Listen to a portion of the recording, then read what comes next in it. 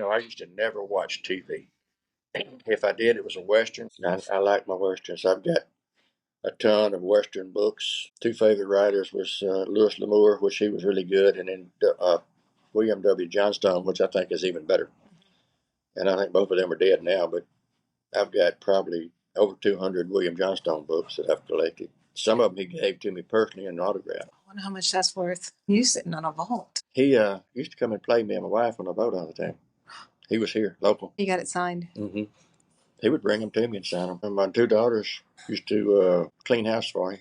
He had 3 big dogs, and if you ever look at one of his books in the back, it'll have a picture. I think he's got a picture of 2 of his dogs in there, and they shed real bad. He wouldn't sleep in the bed. He couldn't lay down and sleep. He had health problems, so he slept in a recliner.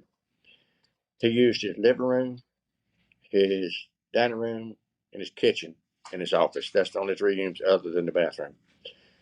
And dog hair would accumulate. They would go once a week and clean the house for him, and they would get like 2 Walmart bags full of hair that they would sweep up and clean because they was really shedding. I'd take him over there, and while they were cleaning the house, he would give me a list, things he wanted from the store, and then cigarettes from the tobacco store. And he'd give me an envelope with the list and the money. So I would go to the store, get all the things he asked for, put the change in the envelope, put the receipt in the envelope, go to the tobacco house across the street. He always had 2 cartons of cigarettes, different brands. I'd get them, put the money in the envelope and the receipt, go back and hand it to him. He said, "What's this?" I said, "What do you mean, what's that?" I said, "That's your change and your receipts." He said, "I don't need no receipts." I said, "When you send me out to something, you do. I'm not going to. Right. It's your money. And I didn't tell you I'd charge you to do it, so I'm not." He said, "Well, go in and pick out a couple of books." So that's what I got paid was books. What's his name? William W. Johnstone. And he lived in Shreveport? He's dead now. His niece is now a ghostwriter for him. I have to think of her name. But it says William W. Johnstone with J.A. Johnstone. That's her name. So they lived in Shreveport? He lived in Shreveport, out off of Pines Road. Not Pines Road, Buncombe Road. And she lived in somewhere way up north.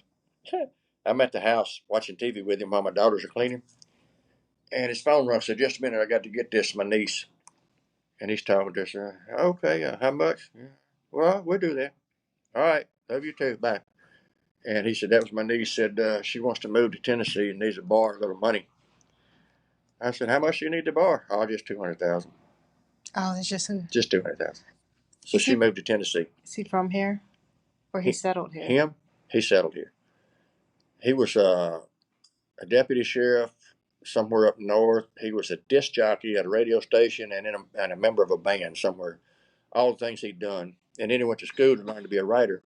And his professor told him, said, "You'll never make it."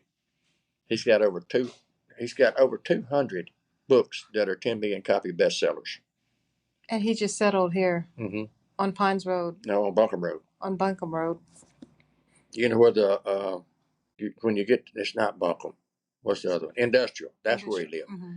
You come off of Buncombe, turn right at the light, go across the railroad tracks and on down the intersection and turn left on Industrial Drive. You'll come out at the Brookshires at Mansfield Road. And just before that, he lived in a neighborhood behind a 7-Eleven there. And no one knew who he was but you? No, everybody knew him. Matter of fact, the way I met him, he was on my table. I played him several times. Didn't know who he was. Oh. So I'm in the break room one night reading this book called Out of the Ashes by William W. Johnstone.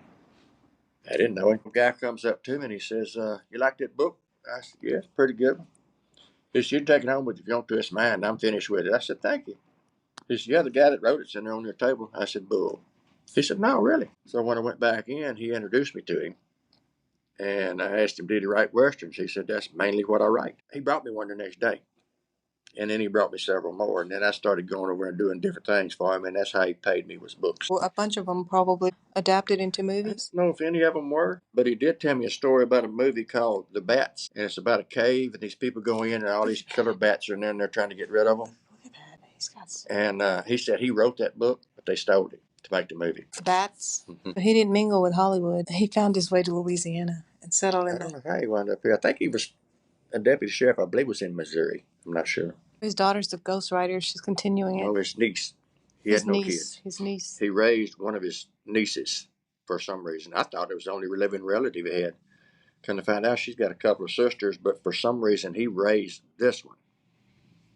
and she got everything he had when he died. That's him, William W. That's Cody that you're looking at there, and the black one is Bandit, and then Junie is a great big thing. I don't see her picture in there, but she's in there somewhere. He died in 04.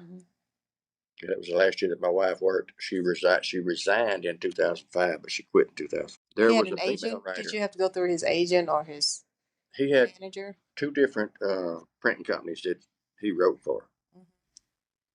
I'd have to look up the names of them. When he died, his niece had been studying under him, and she picked up. There was a couple of other ghostwriters before her, but then when she got into it, she became William W. Johnstone with J.A. Johnstone, and they're still writing now. When I first started buying the books, they were like $2.50 a piece. They're like $8 a piece now. He was only 65 when he died. He had emphysema and a couple other things wrong with him. Nice guy, though. He's famous as That's what I was going to tell you. Hemingway. He was pretty famous with the government. He wrote different series, different things, like Out of the Ashes, Into the Ashes, Up from the Ashes. There's the Ashes series. And he had several Western series. Then he said he wrote one love story. I said, why'd you write a love story? He said, because my publisher told me to. He changed the genre because of his publisher. Whatever they wanted, but mostly they wanted his Westerns and his Ashes series. He wrote one about the dog soldiers. And every time he would write, he had this research that he would put into them. And sooner or later, here come the boys in black with the sunshades. Where'd you get your information for this book? He said, I dreamed it up, but he didn't. He would say, remember, kind of like what they used to call the Minutemen. And did they cancel him? They canceled him? What came out of that when they confronted him? Nothing. I mean, they couldn't prove anything. He just said he thought it up. He said, I dreamed up this stuff, and then here y'all are come and tell me it's real. But he knew what he was talking about when he wrote it, and he knew they were going to come talk to him. He told me at one time that he could go any direction at all from his house within a mile and get his hands on a bunch of weapons. Back in the day, the Minutemen, that's what they did. They had weapons stashed. They were here. That's when the British are coming. The British are coming, where the Minutemen took care of them. That's why it sounded familiar. That was Paul Revere. Supposedly. Yeah. We never know. We'll never know because half of history is bull anyway. Yeah, because this past decade has brought to light that it's a lot of BS. I wonder if they're still teaching the students that. Columbus didn't discover America. How are you going to say that you discovered this new world when there's people living there when you got there? Do you know how they got there? Right. They came from Asia. You know how they got there? They didn't sail a boat. They didn't have one.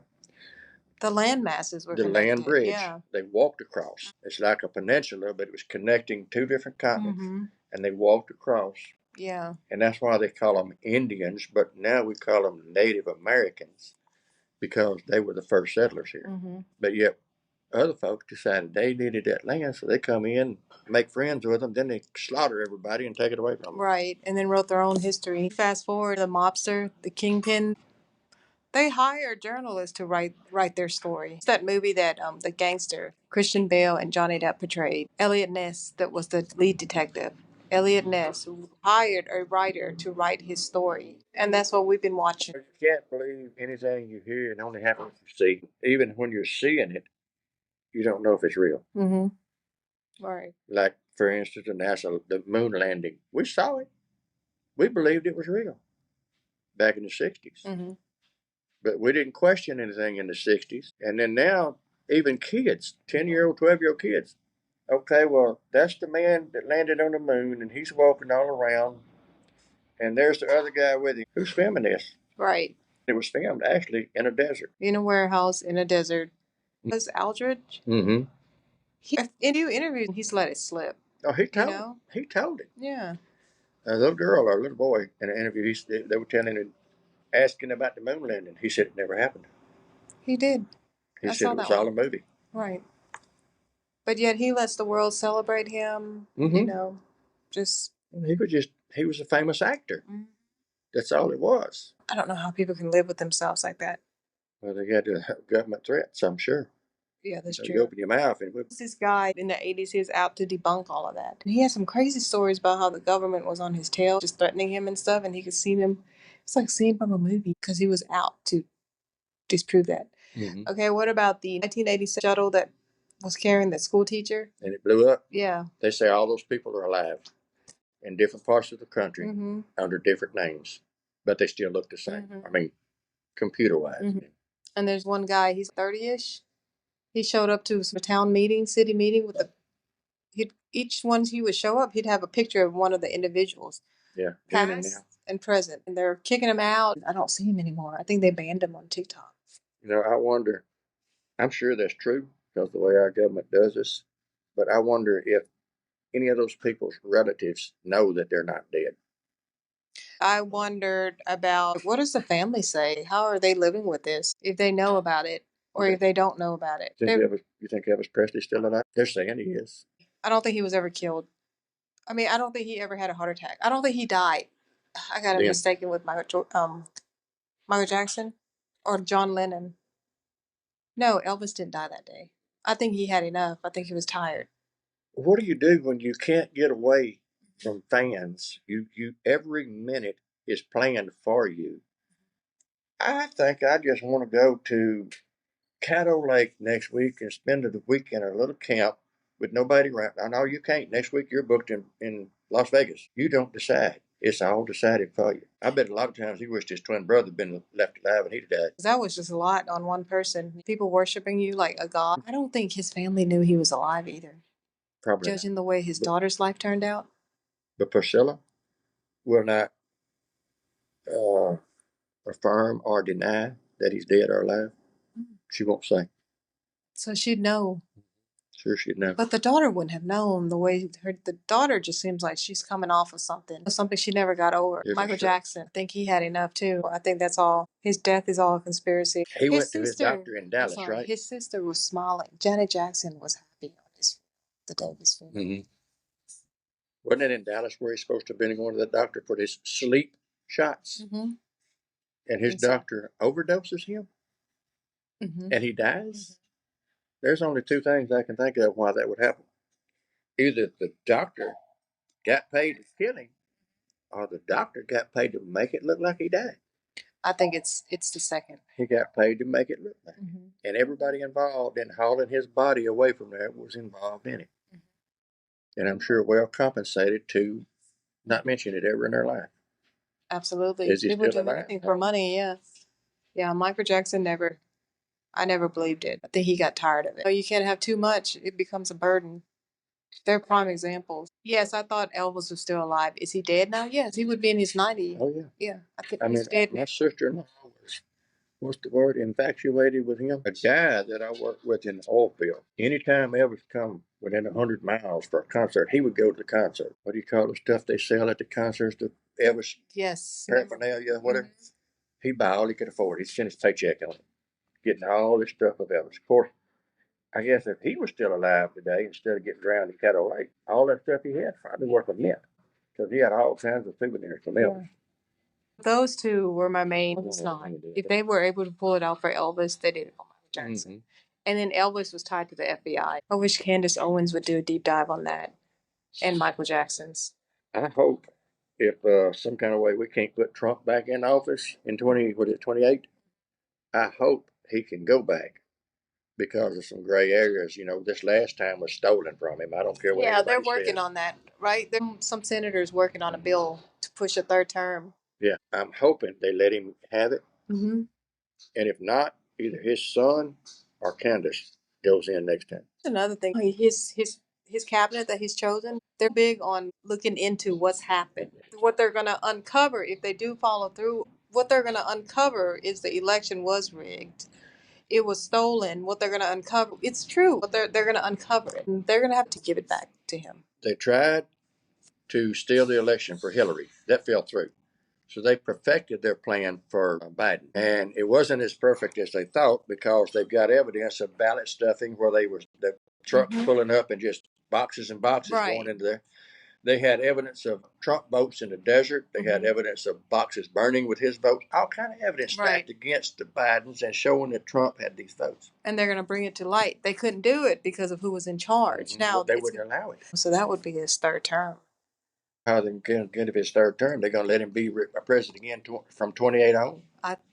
I would think so. I would think so. I think his cabinet would agree. He said in his campaign when he was trying to get elected this time, they done me wrong. They know they did, but I'm not the kind of person that's going to come for revenge. And he's not coming for revenge. He said, I'm. His cabinet's a different story. Exactly. But another thing, he's not coming for revenge. He's coming for justice. That's two different words, two different meanings. See that? That's another highlight. But it's the same thing. Yeah. I mean, I'm glad for him. I pull for him 100%. He's just trying to sound legit instead of just sounding like a personal vendetta. The pardons, and that's the thing the Democrats are trying to separate. Yeah, the pardons that Biden granted. If they wanted Biden to go before court to prove his competence, but he couldn't go in because he had mental states. He wasn't competent to stand trial for anything.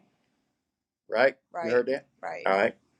How was he competent to provide pardons for all these people for crimes they didn't even commit because he wasn't able to? Right. He wasn't the right man. And I've heard a lot of theories now saying that Biden's dead and that these are clones or imposters or whatever for him. I don't think he's dead. I think it is a clone. Not a clone. Science clone. I think it's a stand-in. He emerged 2 feet taller. And his ears were different. His chin, what do you call it? The dimple in his chin. Right. And the other one's his pointed chin. That's what you notice when you really get into it. But the height is the giveaway, you know, when you first look at him. It's crazy. And the one where he scratched his neck and had all these wrinkles come up in the rubber mask when he was scratching. You saw that one? I saw that one. It wasn't perfect, but we weren't complaining as much as we are now. I just hope they said they're trying to trying to start an insurrection now, Democrats. Yeah, they were rejected at the Doge entrance way. Had to walk away with their tails tucked in. Yeah. And then there's one, I don't know if I want to get into this one or not. I can't remember names, like I said, but Vance is after him right now. Vance is after who? I can't remember. Let me see if I can find it. A Democrat? Mm-hmm. Vance, not Vance. You know, the AG has been confirmed. I've seen some old videos that resurfaced. She spoke about these cases, you know, way before she was on the radar. But I would assume she has case files ready to roll. Last week or week before, me and that old man were out at the hunting lease. We went and checked our hog traps and stuff on the lease. Mm-hmm. Come back to the truck. He's loading up his four-wheeler, and we're standing at my truck talking. He said, "When are you going to get your inspection sticker replaced?" I said, "Why is it out?" He said, "Yeah, last year." I've been going around all this time. Yeah. So I went straight from there and got it done. Too much going on. We're talking about busy. Oh, that's the least of my worries. I went fishing, cleaned the fish, came in, got a shower. Hadn't even eaten yet. Just sat on the bed. I got the call last night. "Can you come up to Domino's Pizza on North Market? My car won't move." And it's you know what a trailer hitch on a car looks like, the little ball? Well, your shifting arm, your shifting cable. She got one of them turn dial things to put it in gear instead of gear shift. When you turn that, it moves the control arm, the cable, to put it in park, no do to reverse. And it has a little cup on there that sits down on this ball like a trailer hitch in a trailer. And it has a bushing in it made out of plastic. Hot engine, cold weather, hot engine, cold weather. Plastic gets brittle, plastic breaks. So the little control arm pops off when it hits a bump. She couldn't get it to go back over and go on there. The part that it needs is what I'm going to the wrecking yard today to look for. I've got one ordered, but don't know when it's coming in. And she's scared to drive the car right now because she's afraid it'll pop off. She can't get it lined back up. It's right under the hood. It's close. I'll see y'all next round. This is Johnny Davis. Bye.